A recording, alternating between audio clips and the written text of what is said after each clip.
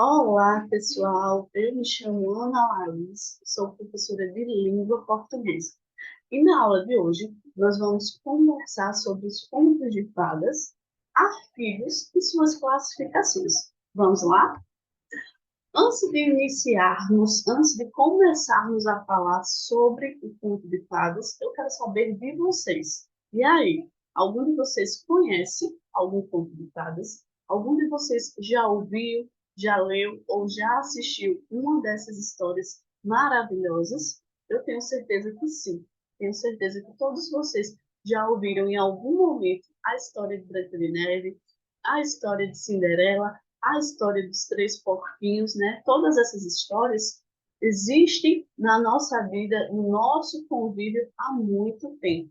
Mas, para vocês, o que são contos de fadas? O que caracteriza um texto como conto de fadas? Será a presença de uma fada?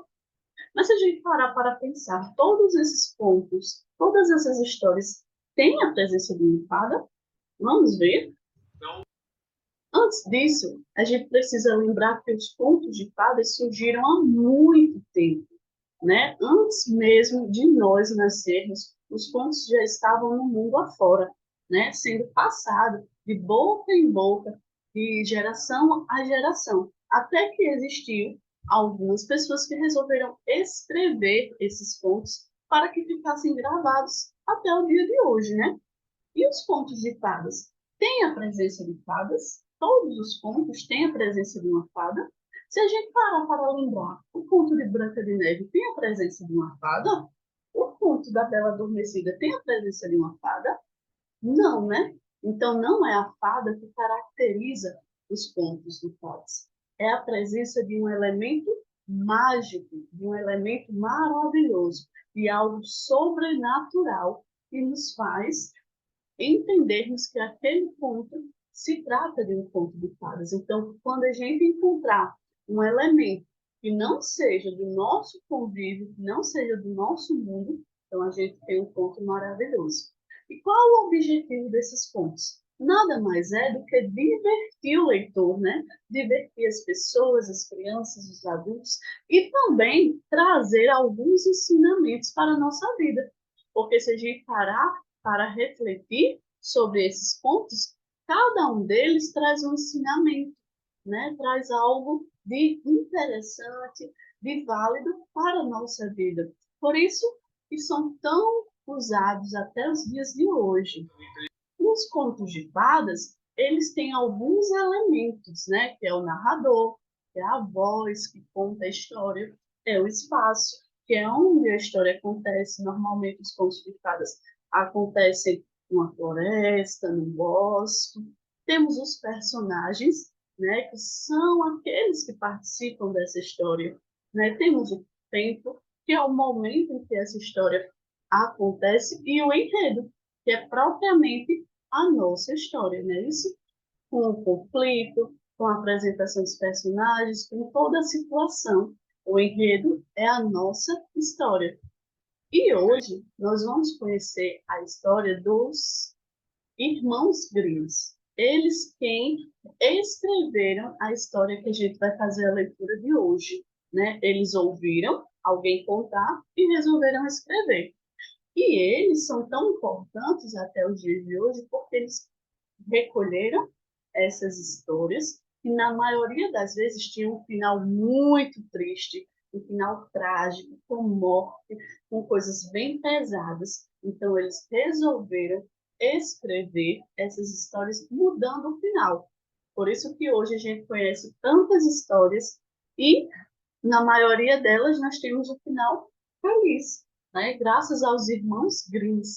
E hoje nós vamos ler e ouvir a história o conto A Inteligente Filha do Camponês. Eu quero que vocês prestem atenção nessa imagem, né, que nós temos aqui ao lado, de um burrinho, né, de uma moça toda enrolada numa rede de pesca, né, segurando aí o rabo de um burrinho. Nós vamos entender o que é isso, né? Então, a história de hoje diz o seguinte, né, que era uma vez um homem muito pobre, que morava numa casinha bem simples, e que vivia na terra de um rei, né? Então, um dia, sua filha, né, a inteligente filha do camponês, decidiu que deveriam ir até o rei e pedir um pouco de terra para que eles pudessem cultivar, né? Para que eles pudessem plantar, para que eles pudessem colher daquela terra e tirar o seu sustento, né? E o pai pediu ao rei esse pedaço de terra e o rei concedeu. Então, um dia, o seu pai estava lá plantando trigo, né, para que pudesse colher logo em seguida, e encontrou uma pepita de ouro debaixo da terra. O que é isso, né? O pai encontrou um pedacinho de ouro lá enterrado. Então, em forma de gratidão, o pai disse: Minha filha, vamos levar essa pepita de ouro para o rei, para mostrar nossa gratidão a ele. Mas, como a filha era muito inteligente e esperta, disse: Meu pai não é a melhor opção. Ela foi contra ao pai, né? Disse que não era a melhor opção porque o rei iria pedir mais, né? Iria perguntar de onde veio aquele ouro e por que só tinha aquele ouro, né? O rei ia pedir mais, que o camponês levasse mais e mais, porém não tinha, né? Do jeito que a filha pensou, aconteceu. Quando o pai levou a pepita de ouro, o rei pediu mais, e por mais que ele dissesse que não tinha, o rei não acreditou. Então, mandou o camponês para a prisão, e o camponês passou a viver apenas com água e pão. E todos os dias o camponês se lamentava. Todos os dias ele se lamentava. Ah, se eu tivesse ouvido os conselhos da minha filha. Meu Deus, por que eu não ouvi os conselhos da minha filha? Então os guardas da prisão ficaram, né, intrigados com aquilo, porque o prisioneiro todos os dias repetia a mesma coisa. Ah, se eu tivesse ouvido os conselhos da minha filha, né? Então falaram para o rei que o prisioneiro, que o camponês, todos os dias repetia isso. E o rei também ficou curioso para saber. Até que o camponês disse, né, ao seu rei que a filha tinha aconselhado que ele não levasse a pepita, e o rei entendeu que ela era muito inteligente e mandou chamá-la, né, e deu um enigma, um problema para que aquela menina resolvesse. Se ela conseguisse resolver o problema, ele prometeu que se casaria com ela e que tiraria o seu pai, o camponês, da prisão. Então o rei disse assim à filha do camponês: Bem, eu me caso com você se você for capaz de me fazer uma visita não estando vestida, nem nua, nem a cavalo, nem de carro, nem pela estrada, nem por fora da estrada. E o que é que a moça fez para resolver essa situação? Ela voltou para casa e rapidamente tirou a roupa, né? E ficou nua. Mas pegou uma rede de pesca e se envolveu na rede de pesca e assim já não estava mais nua, né? Por último, ela pegou umas moedas, trocou as moedas, alugou um burrinho e enrolou sua rede de pesca no rabo do burro e foi até o rei. Lembram daquela imagem inicial que eu pedi que vocês prestassem atenção? Essa daqui. Foi exatamente desse jeito que a princesa, né, que se tornou rainha, a filha do camponês, desvendou esse enigma. Então, o rei cumpriu com sua promessa e casou-se com ela, libertando seu pai e viveram felizes. Então, essa é a parte da história da inteligente filha do camponês que eu trouxe para você. Agora, a gente vai discutir um pouquinho sobre os artigos, que se classificam em definidos e indefinidos. Os artigos, como nós sabemos, né, eles se posicionam, eles vêm antes do substantivo. E como a gente sabe, o substantivo são aquelas palavras que nomeiam todos os seres do universo e além do universo. Não é isso? Então, os artigos, eles concordam com os substantivos em número, que pode estar no singular ou no plural, e em gênero, que pode estar no masculino e no feminino. Aqui nós temos alguns exemplos, né? Por exemplo, o aluno. Nós temos o artigo o, que está no singular e no masculino. Por outro lado, a gente tem um exemplo, umas alunas, né? Nós temos o artigo umas, que está no feminino e no plural, porque se refere a mais de um. Então, a primeira classe, né, a primeira classificação são os artigos definidos. Os artigos definidos, como o nome nos diz, eles são usados para determinar os substantivos. Então, eles determinam de maneira específica, de maneira precisa, certo? Como nós temos aqui um exemplo. A filha do camponês. A, né, que é um artigo definido, porque nós temos os artigos definidos. O, os, as, né? A filha do camponês. Está especificando, é a filha do camponês, não é qualquer uma das filhas. Vamos supor que esse camponês tivesse várias filhas, né? Tivesse 5 filhas, mas aqui está especificando, é a filha, não está trazendo de forma precisa.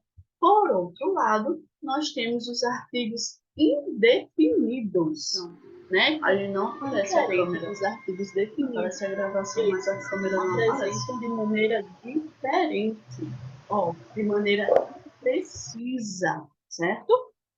Então, ó, pode se referir também a várias coisas, né? Como uns, umas. Nós temos aqui um rei lhe perguntou: quem foi esse rei? Vocês saberiam me dizer?